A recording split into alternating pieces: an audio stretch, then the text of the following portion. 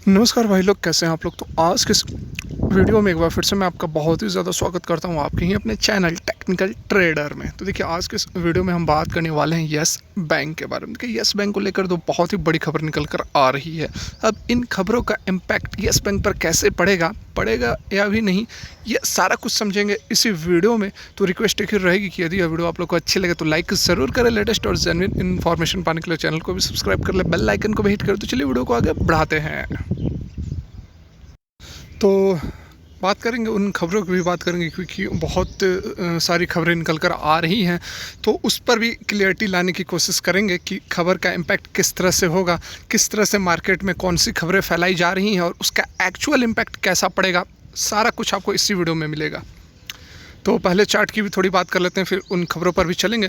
तो यहाँ पर देख सकते हैं कि कल के डेट में भी अच्छी गिरावट हमें देखने को मिली है। यस बैंक के अंदर फिर से 12.95 रुपये 13 रुपये के आसपास क्लोजिंग हुई है, जो कि इस समय क्लोजिंग हुई थी फिर से उसी लेवल पर आ गई है। देखिए, क्लोजिंग हो रही है, गिरावट आ रही है, तो इसके पीछे ग्लोबल मार्केट का भी कारण है, क्योंकि ग्लोबल मार्केट में भी अच्छी खासी करेक्शन अभी देखने को मिल रही है। हालांकि कल के डेट में अच्छी तेज़ी भी देखने को मिली है ग्लोबल मार्केट में। तो कल जो हमारी मार्केट ओपन होगी उसमें अच्छी खासी तेज़ी रहने की उम्मीद लगाई जा रही है। लेकिन उसके साथ में मैंने आप लोग को यह भी बताया था कि इसके जो रिजल्ट्स हैं वह आने वाले हैं 23 तारीख के आसपास।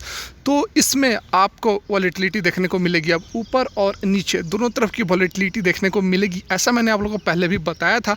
और यहाँ पर आप देख सकते हैं कि गिरावट जो है वह बनी हुई है, क्योंकि Q1 के जो रिजल्ट्स आ रहे हैं उसमें एग्जैक्ट कोई नहीं बता सकता है कि रिजल्ट्स प्रॉफिटेबल रहेंगे या फिर लॉस रहेंगे। प्रॉफिट और लॉस तो मैथमेटिकल कैलकुलेशंस हैं। यदि प्रोविजंस कम कर देते हैं तो प्रॉफिट हो जाएगा, प्रोविजंस ज़्यादा कर देते हैं तो लॉस हो जाएगा। तो प्रॉफिट के ऊपर केवल नहीं जाना है, बाकी जो फैक्ट्स हैं, जो पैरामीटर्स हैं, उस पर भी नज़र डालना होगा।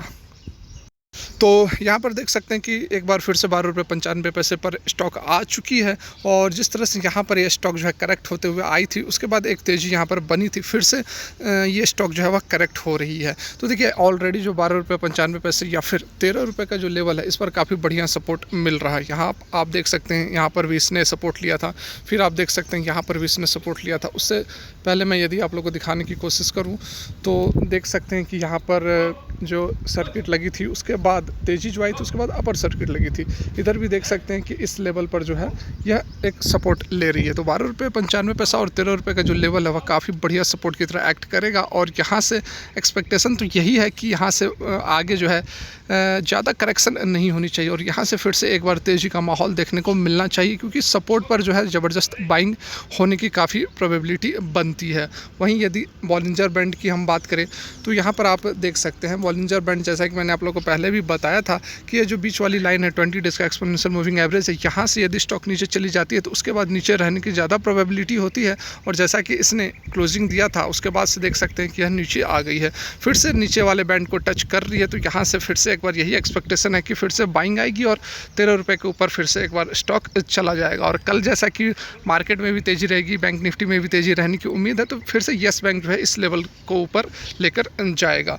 वहीं यदि हम बात कर ले अपने पिवट पॉइंट्स की, तो पिवट पॉइंट्स में लगभग यहाँ पर जो सपोर्ट है वह 12.75 रुपये के आसपास सपोर्ट बन रहा है। तो यहाँ पर हम तो एक्सपेक्ट नहीं करेंगे कि और बहुत बड़ी करेक्शन यहाँ हमें देखने को मिलेगी, लेकिन जैसे जैसे 13 रुपये का भी जो लेवल है, इस लेवल पर भी आप अपने प्राइस को एवरेज कर सकते हैं, क्योंकि ये जो लेवल्स है ये आपको बार बार देखने को नहीं मिलेंगे। ये तो हो गई चार्ट की बात। अब चलते हैं खबर पर। तो यहाँ पर आप देख सकते हैं जो खबर है आप सभी के सामने है, और जो हमारा सोर्स है वह है लाइव मिंट। तो देखिए, यहाँ पर बातें बतानी क्या है। खबर निकल कर आ रही है, हर तरफ अभी यही माहौल बना हुआ है कि बैड बैंक का जो है वह कंसेप्ट आ चुका है और बैड बैंक में पैसे भी डाला जा रहा है। तो यहाँ से यस बैंक को बहुत बड़ा फ़ायदा मिलने वाला है और बहुत ज़्यादा यहाँ पर बेनिफिट होने वाली है। उसकी जो एनपी है वह रिकवरी होने वाली है। तो यहाँ पर देखिए, इसको समझेंगे, ठीक है, समझते हैं, फिर आप अपनी भी राय दें। तो यहाँ पर देख सकते हैं कि एसबीआई हो गई, पीएनबी, कैनरा बैंक और 5 अदर जो बैंक है उन्होंने बैड बैंक में स्टेक खरीदा है। ठीक है, लाइव मिंट के ऊपर यह आर्टिकल आई हुई है। तो यहाँ पर आप देख सकते हैं कौन कौन से बैंक्स ने खरीदा है, ये भी दिया हुआ है। कैनरा बैंक ने 12 मिलियन शेयर परचेज़ किया है 10 रुपये के रेट पे। बैंक ऑफ बड़ौदा हो गई, यूनियन बैंक हो गई, इंडियन ओवरसीज़ बैंक वगैरह हो गई। तो उन्होंने यहाँ पर पंजाब नेशनल बैंक ने भी, तो उन्होंने जो स्टेक खरीदा है बैड बैंक में, तो लगभग यहाँ पर जो टोटल अमाउंट, जो टोटल इन्वेस्टमेंट हुआ है वह है 74.6 करोड़, ठीक है। और जैसा कि पहले यहाँ पर बातें निकल कर आ रही थी कि केवल जो पब्लिक सेक्टर बैंक्स है वही यहाँ पर अपने जो बैड लोन्स है उसे इन्फ्यूज़ करेगी, लेकिन अब जो बातें निकल कर आ रही हैं उसमें प्राइवेट सेक्टर बैंक्स भी पार्टिसिपेट करने वाली है। तो इस खबर को लेकर यहाँ पर बहुत ज़्यादा खबरें जो फैलाई जा रही हैं कि येस बैंक भी इसमें पार्टिसिपेट कर सकती है और येस बैंक का भी जो बैड लोन्स हैं, जो एनपीएस है, वह भी रिकवर हो जाएगा। तो देखिए इतना आसान नहीं है जिस तरह से आपको बस एक खबर को लेकर व्यूज़ वगैरह के लिए बस बता दिया जा रहा है कि बहुत ही बड़ा धमाका, बहुत ही गुड न्यूज़, बहुत ही, तो वैसी कोई यहाँ पर बहुत चमत्कारी कोई बात यह नहीं है। बैड बैंक का जो कंसेप्ट है, बिल्कुल यहाँ पर कोई ये जादू की छड़ी नहीं है कि आपने उसमें एनपीए डाला और आपका पूरा का पूरा जो एनपीए वह क्लियर हो गया, बिल्कुल नहीं। यहाँ पर देखिए कंसेप्ट क्या है, एक्चुअली में अभी ये जो कंसेप्ट इसलिए लाया गया है क्योंकि कोविड के कारण बहुत ज़्यादा यहाँ पर बैंकों के ऊपर प्रेशर पड़ा है। तो बैंक्स करती क्या थी कि अपना जो एनपीएस वगैरह है उसे छुपा लेती थी और मतलब कि बैलेंस शीट को बढ़िया दिखाने के लिए, बैलेंस शीट को क्लियर और स्टेबल दिखाने के लिए अपने एनपीएस वगैरह को छुपा लेती थी। तो उससे यहाँ पर जो बैड बैंक बनाया गया है उसका बेनिफिट फ़िलहाल तो यही है कि जो भी एनपीएस वगैरह हैं उसे एक अपने अकाउंट से हटाकर किसी और के अकाउंट में डाल दो और अपना जो अकाउंट है बिल्कुल यहाँ पर क्लियर कर लो। लेकिन इससे सॉल्व तो नहीं हो रहा है एनपीए। देखिए यहाँ पर मैं आपको कोई निगेटिव बात नहीं बता रहा हूँ, यहाँ मैं अभी आपको दिखाता हूँ रघुराम राजन जो कि आरबीआई के पूर्व गवर्नर थे, उनका क्या स्टैंड है इस बैड बैंक पर, यह भी मैं आप लोग को अभी दिखाऊंगा।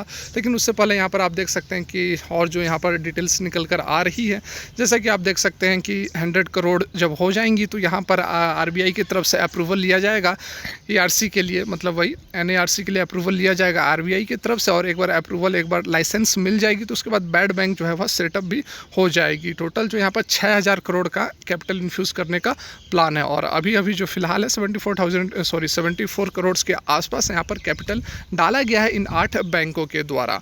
तो ये तो बातें हो गई जो खबरें निकल कर आ रही थी, मैंने आप लोगों को दिखा दी। अब मैं आप लोगों को दिखाता हूँ कि एक्चुअल यहाँ पर किस तरह का इम्पैक्ट पड़ेगा येस बैंक पर। तो यहाँ पर आप देख सकते हैं कि जो farmer RBI governor Raghuram Rajan थे, उन्होंने भी कहा है कि आई जस्ट सॉ दिस, मतलब कि bad bank as shifting loans from one government pocket to other, ठीक है। उसके साथ में उन्होंने अपोज भी किया। यहाँ पर आप देख सकते हैं Raghuram Rajan had opposed the idea of setting up a bad bank. तो देखिए यहाँ पर जैसा कि मैंने आप लोगों को बताया कि बात वही है कि आप एक अकाउंट से अपने बैड एसेट्स को दूसरे अकाउंट में डाल दे रहे हैं, है तो दोनों गवर्नमेंट के ही, दोनों तो गवर्नमेंट के ही पॉकेट है, आप एक पॉकेट से दूसरे पॉकेट में डाल दे रहे हो। रिकवरी करना इतना आसान नहीं है कि आपने एनपीएस को अपना बैड बैंक में डाल दिया और आपका जो है बिल्कुल रिकवरी हो गई। बिल्कुल यहाँ पर मेरी कोई निगेटिव बात फैलाने का मकसद नहीं है, कोई निगेटिविटी फैलाने का मकसद नहीं है, बस जो यहाँ पर फैक्ट है, जो फैक्चुअल बातें हैं, बस मैं आप लोगों को बताने की कोशिश करता हूँ। अगर आप लोगों को मेरा प्रयास अच्छा लगता है तो लाइक ज़रूर करें। ये तो हो गई पहली बात। अब दूसरी जो खबर निकल कर आ रही है उस पर भी चलते हैं, ठीक है। देखिए एक और बात यहाँ पर एनपीएस से जो रिलेटेड है, बैड बैंक से जो रिलेटेड है, उसमें जो प्रशांत कुमार हैं बैंक के एमडी सीईओ, उन्होंने भी कहा था कि हम जो है बैड बैंक में, हालांकि ये पहले का स्टांस है उनका, 3-4 महीने पहले का स्टांस है कि हम जो है अपना बैड एनपीएस वगैरह जो है उसको नहीं डालने वाले हैं बैड बैंक में, क्योंकि उससे अधिक रिकवरी हम खुद अपने दम पर, अपने पोटेंशियल पर कर सकते हैं, ठीक। तो यहाँ पर आप देख सकते हैं जो दूसरी बड़ी खबर निकल कर आ रही है आप सभी के सामने है, TV9 के ऊपर यह खबर निकल कर आई है, TV9 हिंदी पर। अरबपति अनिल अग्रवाल को एनसीएलटी ने दिया बड़ा झटका, वीडियोकॉन के अधिग्रहण की बोली पर लगाई रोक। तो देखिए यहाँ पर पिछले महीने इसकी मंजूरी दे दी थी एनसीएलटी ने। उद्योगपति जो कि वेदांता के भी सीईओ हैं अनिल अग्रवाल, उन्होंने बोली जीती थी, लगभग 3000 करोड़ पर में उन्होंने बोली जीती थी। और टोटल डेब्ट की यदि हम बात करें वीडियोकॉन के ऊपर, टोटल बैंकिंग और फाइनेंशियल इंस्टीट्यूशंस की, तो लगभग यहाँ पर 58,000 करोड़ के आसपास टोटल डेब्ट था।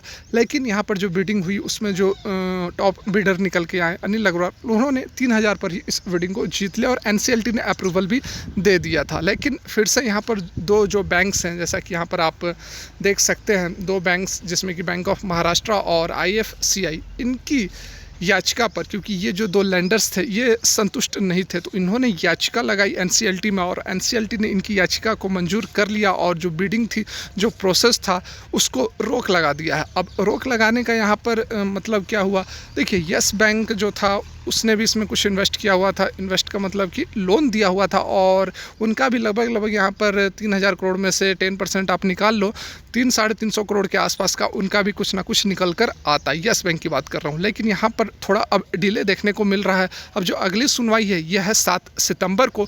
तो जिस तरह से यहाँ पर थोड़ी क्लियरिटी आ रही थी कि अब 3000 करोड़ जो रिकवर होंगे तो उसमें से यस बैंक को भी कुछ ना कुछ 300-350 करोड़ के आसपास मिलेगा।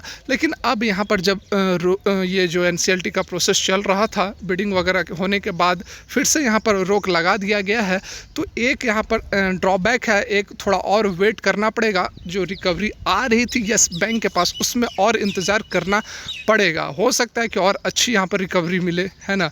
तो देखिए निगेटिविटी फैलाने की कोई बात नहीं है, खबरें अच्छी आती हैं, आपको बस नज़रिया अच्छा रखना होगा। तो ये 2 खबरें निकल कर आई थी, मेरा प्रयास था आप लोगों को अपडेटेड रखने का। यदि वीडियो अच्छी लगी तो लाइक ज़रूर करें और कोई भी इन्वेस्टमेंट करने से पहले अपने फाइनेंशियल एडवाइजर से भी कंसल्ट कर ले, क्योंकि यह एक एजुकेशनल पर्पज़ के लिए वीडियो है। वीडियो देखने के लिए बहुत बहुत धन्यवाद। ईश्वर करे आपका दिन मंगलमय हो।